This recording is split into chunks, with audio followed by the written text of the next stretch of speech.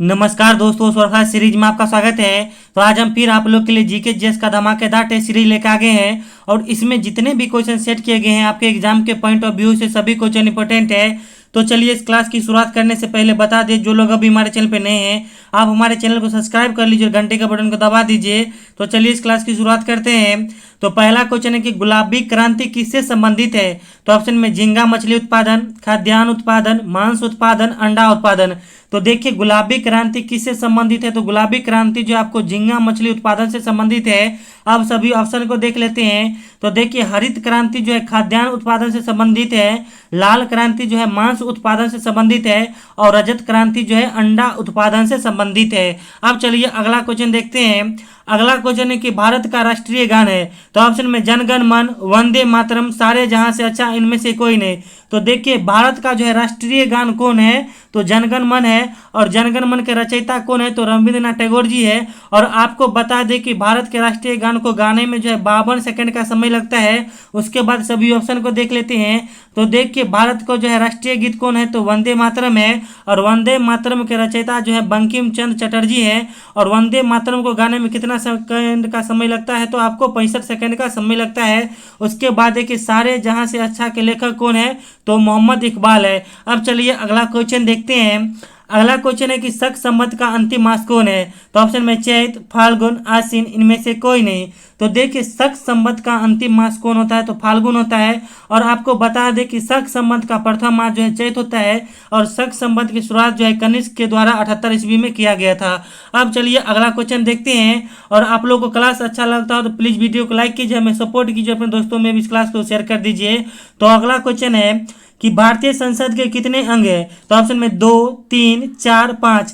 तो देखिए भारतीय संसद के कितने अंग हैं। तो 3 अंग है। और यह क्वेश्चन हम कई बार बता चुके हैं। देखिए भारतीय संसद के 3 अंग कौन कौन है। तो आपको राष्ट्रपति है, राज्यसभा है और लोकसभा है। आपको बता दें कि संसद के जो है उस सदन कौन कहलाता है। तो राज्यसभा कहलाता है और संसद का जो है निम्न सदन लोकसभा कहलाता है, ठीक ना। अब चलिए अगला क्वेश्चन देखते हैं।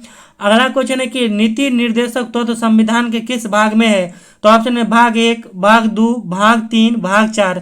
तो देखिए नीति निर्देशक तत्व जो है संविधान के किस भाग में है। तो भाग 4 में है। अब सभी ऑप्शन को देखते हैं।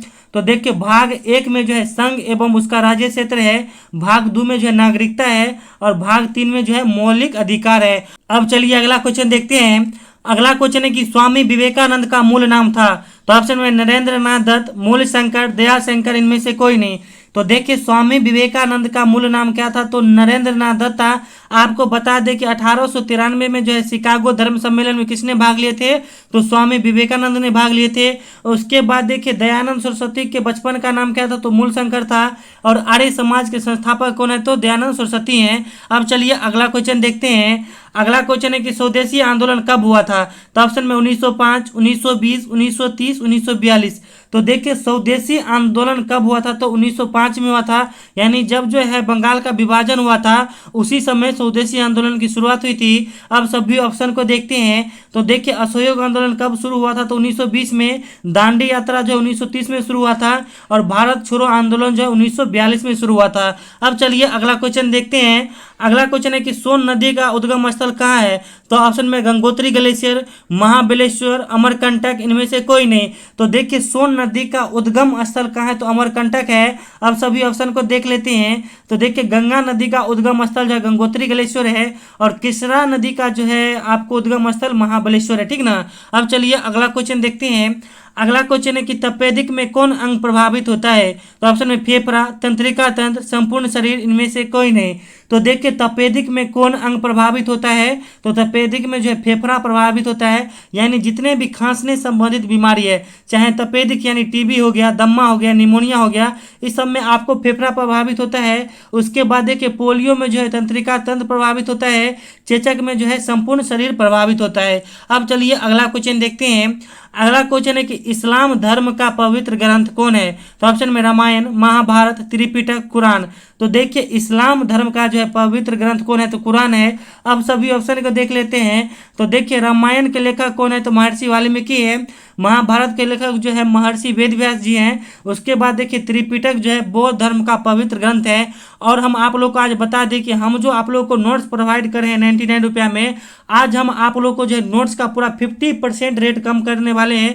क्योंकि देखिए कल जो है एक दो स्टूडेंट ने हमें फ़ोन किया और वो बोले कि सर हम जो है 40-50 रुपया दे पाएंगे, और शायद उनके बातों से मेरा पता नहीं हृदय परिवर्तन हो गया है। तो इसीलिए आज से जो है 50% पर हम आप लोग को पूरा नोट देंगे, और वो नोट जो है आप लोग को अंतिम समय के लिए रामबाण होगा। आगे हम बताएंगे उसके बारे में। अब चलिए अगला क्वेश्चन देखते हैं। अगला क्वेश्चन है कि कपास उत्पादन में अग्रणी राज्य कौन है? तो ऑप्शन में उत्तर प्रदेश, मध्य प्रदेश, राजस्थान, गुजरात। तो देखिए कपास उत्पादन में अग्रणी राज्य कौन है? तो गुजरात है। अब सभी ऑप्शन को देख लेते हैं। तो देखिए कि खाद्यान्न उत्पादन हो गया, चाहे गन्ना उत्पादन में उत्तर प्रदेश अग्रणी राज्य है। दलहन उत्पादन में जो है मध्य प्रदेश अग्रणी राज्य है। उसके बाद देखिए तिलहन उत्पादन में जो है राजस्थान अग्रणी राज्य है। अब चलिए अगला क्वेश्चन देखते हैं। अगला क्वेश्चन है कि लाख बगस के नाम से कौन जाना जाता है? तो ऑप्शन में कुतुबुद्दीन ऐबक, बख्तियार खिलजी, चंद्रगुप्त मौर्य, इनमें से कोई नहीं। तो देखिए लाख बगस के नाम से कौन जाना जाता है? तो कुतुबुद्दीन ऐबक, यानी लाखों का दान देने वाला। उसके बाद सभी ऑप्शन को देखते हैं। तो देखिए नालंदा विश्वविद्यालय को नष्ट किसने किया था? तो बख्तियार खिलजी ने किया था। और मौर्य वंश के संस्थापक कौन है? तो चंद्रगुप्त मौर्य है। अब चलिए अगला क्वेश्चन देखते हैं। अगला क्वेश्चन है कि तंबाकू में कौन सा हानिकारक पदार्थ पाया जाता है? तो ऑप्शन में कैफीन, टैनिन, निकोटिन, इनमें से कोई नहीं। तो देखिए तंबाकू में कौन हानिकारक पदार्थ पाया जाता है? तो निकोटिन पाया जाता है। आप सभी ऑप्शन को देख लेते हैं। तो देखिए कॉफी में जो है कैफीन पाया जाता है। उसके बाद चाय में जो है कैफीन और टैनिन दोनों पाया जाता है, ठीक ना। अब चलिए अगला क्वेश्चन देखते हैं। अगला क्वेश्चन है कि राज्यसभा सदस्यों के लिए न्यूनतम आयु है?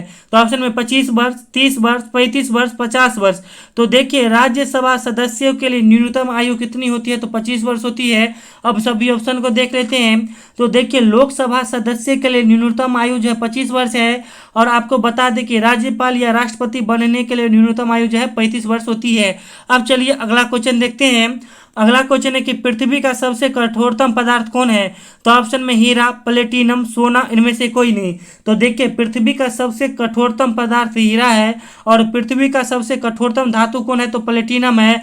आपको बता दे मगर वर्तमान में जो है आपको किस चीज़ का खोज हुआ, जैसे कार्बाइन का, ठीक ना।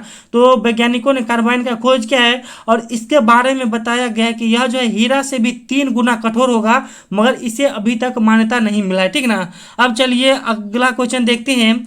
अगला क्वेश्चन है कि भारत में करेंसी नोट जारी करता है? तो ऑप्शन में वित्त मंत्रालय, वित्त सचिव, भारतीय स्टेट बैंक, भारतीय रिजर्व बैंक। तो देखिए भारत में जो है करेंसी नोट कौन जारी करता है? तो भारतीय रिजर्व बैंक जारी करता है। और भारतीय रिजर्व बैंक का मुख्यालय कहाँ है? तो मुंबई में है। आपको बता दें कि ये जो रिजर्व बैंक की स्थापना जो है 1 अप्रैल 1935 को हुआ था। और भारतीय रिजर्व बैंक का राष्ट्रीयकरण जो है 1949 में हुआ था। अब सभी ऑप्शन को देखते हैं।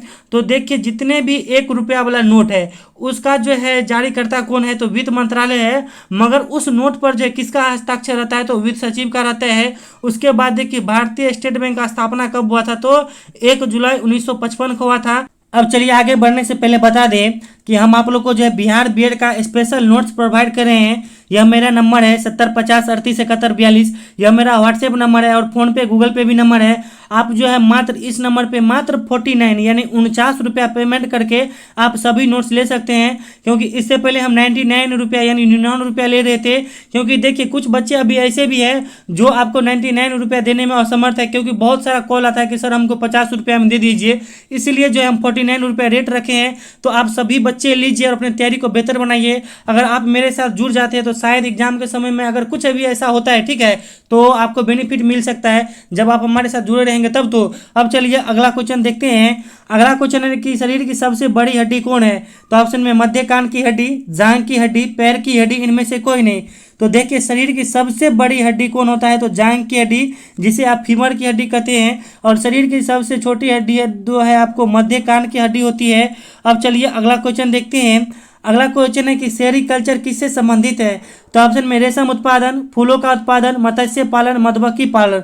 तो देखिए सेरीकल्चर किससे संबंधित है? तो रेशम उत्पादन संबंधित है।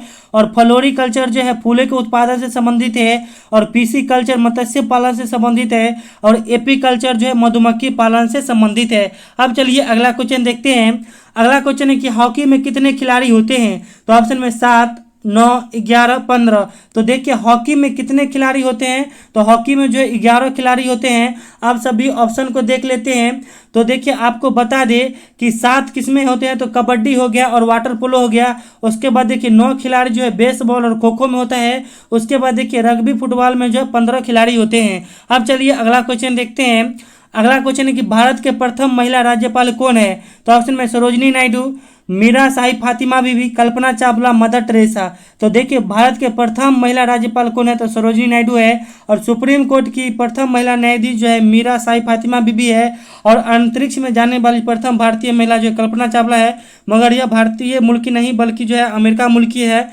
और देखिए मदर टेरेसा क्या थी, तो पहली भारतीय महिला जिसे जो है नोबेल पुरस्कार मिला था वो कौन थी, तो मदर टेरेसा। अब चलिए अगला क्वेश्चन देखते हैं।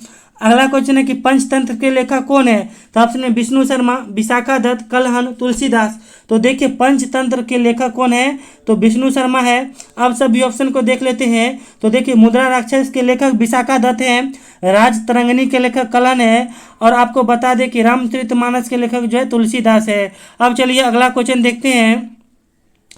अगला क्वेश्चन है कि बद्रीनाथ किस नदी के किनारे स्थित है, तो ऑप्शन में सरयू नदी, गोमती नदी, हुगली नदी, अलकनंदा नदी। तो देखिए बद्रीनाथ जो है अलकनंदा नदी के किनारे स्थित है। अब सभी ऑप्शन को देख लेते हैं। तो देखिए अयोध्या जो है सरयू नदी के किनारे स्थित है, लखनऊ गोमती नदी के किनारे स्थित है, कोलकाता हुगली नदी के किनारे स्थित है। अब चलिए अगला क्वेश्चन देखते हैं। अगला क्वेश्चन है कि भारत का सबसे उत्तरी बिंदु कौन है, तो ऑप्शन में किबिथु, गौड़ माता, इंदिरा कॉल, इंदिरा पॉइंट। तो देखिए भारत का जो है सबसे उत्तरी बिंदु कौन है, तो इंदिरा कॉल है। और सबसे दक्षिणी बिंदु इंदिरा पॉइंट है। और भारत का सबसे पूर्वी बिंदु किबिथु है। और सबसे पश्चिमी बिंदु जो है गौड़ माता है। अब चलिए अगला क्वेश्चन देखते हैं। अगला क्वेश्चन है कि वनस्पति देवता कौन है, तो ऑप्शन में सोम, इंद्र, विष्णु, इनमें से कोई नहीं।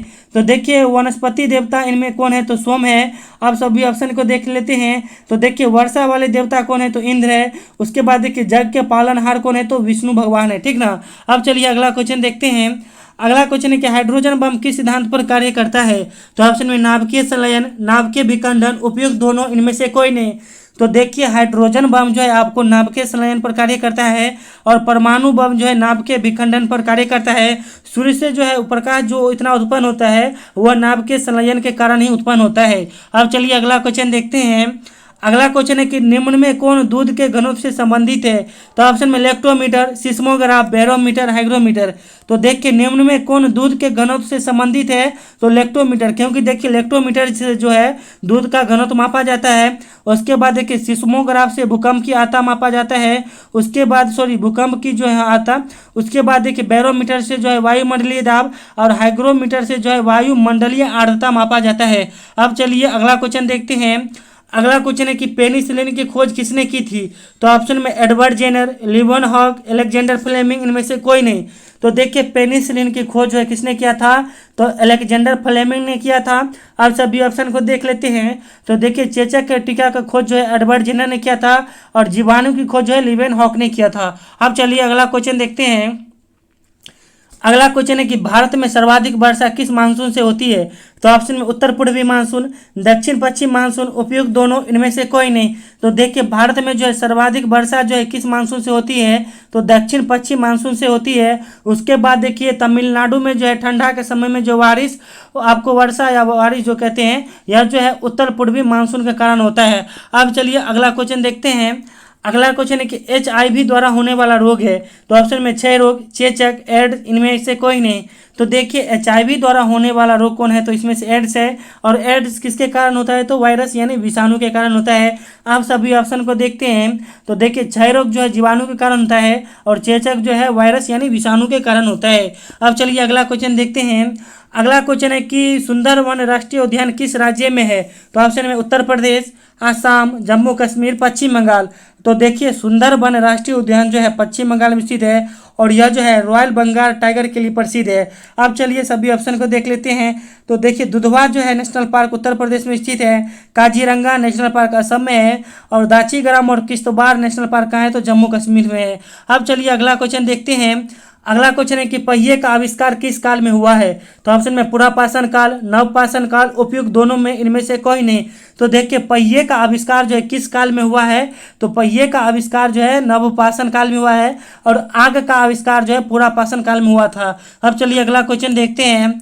अगला क्वेश्चन है कि न्याय दर्शन के प्रतिपादक कौन थे? तो ऑप्शन में कपिल मुनि, गौतम मुनि, पतंजलि, इनमें से कोई नहीं। तो देखिए न्याय दर्शन के जो है प्रतिपादक कौन है? तो गौतम मुनि है और सांख्य दर्शन के प्रतिपादक कपिल मुनि है और योग दर्शन के प्रतिपादक जो है पतंजलि है। अब चलिए अगला क्वेश्चन देखते हैं। अगला क्वेश्चन है कि नारियल का खाने योग्य भाग होता है? तो ऑप्शन में फल भित्ति, मांसल पुष्पासन, एरिल, भ्रूणपोष। तो देखिए नारियल का जो है खाने योग्य भाग क्या होता है? तो भ्रूणपोष होता है। देखिएगा जो महिलाएं जो डिलीवरी रहती है प्रेगनेंसी में, तो वो देखिएगा आपको नारियल का डाब यानी पीती है, ठीक है, क्योंकि नारियल में जो है भ्रूणपोष पाया जाता है। अब चलिए सभी ऑप्शन को देख लेते हैं। तो देखिए आपको जो टमाटर में जो बीजांड और फल भित्ति रहता है, उसके बाद देखिए नाशपाती में जो है मांसल पुष्पासन होता है और लीची में जो है एरिल होता है। अब चलिए अगला क्वेश्चन देखते हैं। अगला क्वेश्चन है कि वेम्बनाड झील किस राज्य में है? तो ऑप्शन है महाराष्ट्र, जम्मू कश्मीर, मणिपुर, केरल। तो देखिए वेम्बनाड झील जो है कहाँ स्थित है? तो केरल में है। अब सभी ऑप्शन को देख लेते हैं। तो देखिए लोनार झील जो है महाराष्ट्र में स्थित है। उसके बाद देखिए डल झील हो गया, उलर झील हो गया, ये जम्मू कश्मीर में स्थित है और लोकटक झील आपको मणिपुर में स्थित है। अब चलिए अगला क्वेश्चन देखते हैं। अगला क्वेश्चन है कि द्वितीय ताजमहल किसे कहा जाता है? तो ऑप्शन में बीबी का मकबरा को, अकबर का मकबरा को, जहांगीर का मकबरा को, शेरशाह सूरी का मकबरा को। तो देखिए द्वितीय ताजमहल जो है बीबी के मकबरा को कहा जाता है और बीबी का मकबरा कहाँ स्थित है? तो औरंगाबाद में स्थित है और अकबर का मकबरा सिकंदराबाद में है, सॉरी सिकंदरा में है, ठीक ना। उसके बाद देखिए जहांगीर का मकबरा कहाँ है? तो जहांगीर का मकबरा लाहौर में है और शेरशाह सूरी का मकबरा जो है आपको सासाराम में स्थित है। अब चलिए अगला क्वेश्चन देखते हैं। अगला क्वेश्चन है कि कपास उत्पादन के लिए कौन मिट्टी सर्वाधिक उपयुक्त है? तो ऑप्शन में जलोढ़ मिट्टी, लेटेराइट मिट्टी, काली मिट्टी, इनमें से कोई नहीं। तो देखिए कपास उत्पादन के लिए कौन मिट्टी उपयुक्त है? तो काली मिट्टी उपयुक्त है। अब सभी ऑप्शन को देख लेते हैं। तो देखिए चावल उत्पादन के लिए जलोढ़ मिट्टी सर्वाधिक उपयुक्त है। उसके बाद देखिए चाय हो गया, इलायची हो गया, काजू हो गया, इस सब के उत्पादन के लिए लेटेराइट मिट्टी उपयुक्त है। अब चलिए अगला क्वेश्चन देखते हैं।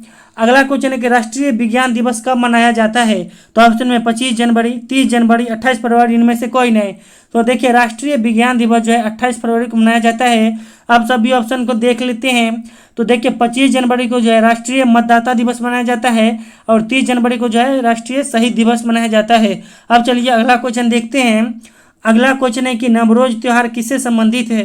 तो ऑप्शन में सिख, हिंदू, मुस्लिम, पारसी। तो देखिए नवरोज त्यौहार किससे संबंधित है? तो पारसी से संबंधित है। अब सभी ऑप्शन को देख लेते हैं। तो देखिए गुरु नानक गुरु पर्व जो है सिख धर्म से संबंधित है। उसके बाद देखिए गणेश चतुर्थी हो गया, रामनवमी हो गया, हनुमान जयंती हो गया, यह आपको हिंदू धर्म से संबंधित है। उसके बाद देखिए रमजान महीना जो होता है यानी मुस्लिम का जो है पवित्र महीना कौन होता है? तो रमजान होता है, यह आपको जो है मुस्लिम धर्म से संबंधित है। उसके बाद देखिए ईद जो है मुस्लिम धर्म का पवित्र त्यौहार भी है। अब चलिए अगला क्वेश्चन देखते हैं। अगला क्वेश्चन है कि जोग या गौरसप्पा जलप्रपात किस नदी पर स्थित है? तो ऑप्शन में शरावती नदी, कावेरी नदी, नर्मदा नदी, इनमें से कोई नहीं। तो देखिए जोग या गौरसप्पा जलप्रपात किस नदी पर स्थित है? तो यह आपको शरावती नदी पर स्थित है। अब सभी ऑप्शन को देख लेते हैं। तो देखिए शिव समुद्रम जो है जलप्रपात आपको कावेरी नदी पर स्थित है। धुआंधार जलप्रपात जो है नर्मदा नदी पर स्थित है। अब चलिए अगला क्वेश्चन देखते हैं। अगला क्वेश्चन है कि वर्तमान में भारत के लोकसभा अध्यक्ष कौन है? तो इस क्वेश्चन का आंसर आप लोग कमेंट बॉक्स में बताइएगा और हम हिंट देते हैं। तो पहला ले लीजिए आप ओम बिरला और दूसरा ले लीजिए अमित शाह, ठीक ना। तो इसी में से एक सही उत्तर है, तो आप जरूर कमेंट करके उत्तर दीजिएगा और आप लोग को 40 में कितना मार्क आया हो वो भी कमेंट करके बताइए। और आप लोग मेरा नोट्स जरूर लीजिए और मेरे साथ जुड़ जाइए, क्योंकि देखिए आप हमको अब तो आपको 50% में हम नोट्स दे रहे हैं। साथ ही हो सकता है अगर कैसा एग्जाम के समय मान लीजिए कुछ ऐसा होता है तो उस समय आपको बेनिफिट मिल सकता है, तो इसीलिए मेरे साथ जुड़े रहिए, ठीक ना। तो चलिए थैंक यू, द बेस्ट, अपनी तैयारी को बेहतर बनाइए। Thank you.